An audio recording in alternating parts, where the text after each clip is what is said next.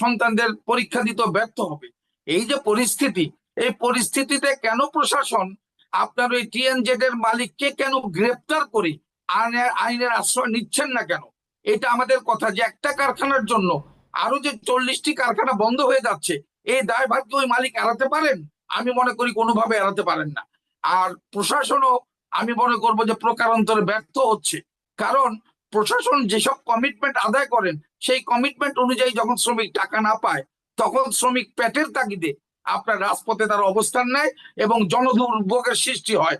আমরা মনে করি এই পরিস্থিতির অবসান হওয়ার জন্য অবশ্যই প্রশাসনকে, বিজিএমইএ কে এবং সেই মালিক যিনি দায়ী, তাকে আপনার আইনের এই আওতায় ক্ষেত্রে আনতেই যদি হবে। একটু জানতে চাই যে কারখানার মালিক এবং মালিকদের সংগঠনগুলো কি কোনো দায়িত্ব নিচ্ছে? আমার কাছে মনে হচ্ছে না, দৃশ্যমান আমি দেখছি না।